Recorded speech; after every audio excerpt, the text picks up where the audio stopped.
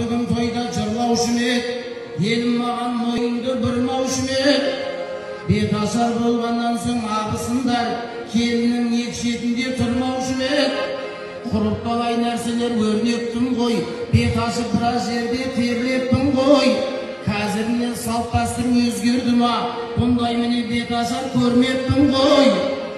әлі талай көретін кез келеді жақсыларым жақсы деп сөз береді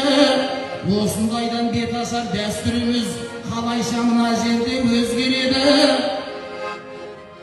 бүгін той сән салтанат құрғызса дейм халқым маған ойынды бұрғызса дейм әлде де кеш емес ау екі абысын екі шетіне келіннің тұрғызса дейм ау өлеңім бар жақсыға нұрланатын жүрегіміз иманмен жырланатын ол екі абысын тұру үшін білесің ба жас келін соларға үлгі алатын жақсымен қалай бүгін қауыштырмай ішіп жеп қалай дәмді тауыстырмай бет ашар десе мен де жетіп келем арыстанда молодец тамадасын ауыстырмай үмітін елдің бүгін ақтай тұрма бұл сөзім жас келін бишілерге жақпай тұрма екі абысын болмаса апа өзің тұршы бұл әулет екі қатын таппай тұрма немене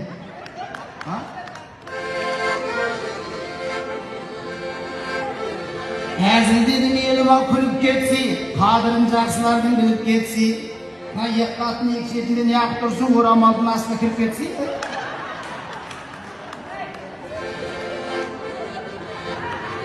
жақсы жерден бауыр болып қабылайын әр қазақты жалғызым деп сағынайын ал енді келіннің оқтауымен орамал жоқ лайшы көрмек онымен не қылайын енді қалайша айтып әңгіме тоқтамайын көп сөйлеп сөзіммен де оттамайын ал енді ол оқтау не обязательно демей ақ қояйыншы арман қарай кете берем тоқтамайын қалайша жақсылыққа кез келмейік қалайша сәлем сал деп сөз бермейік ағайын салт дәстүрді мықтап сақтайықшы біз ешқашан Европаға өзгермейік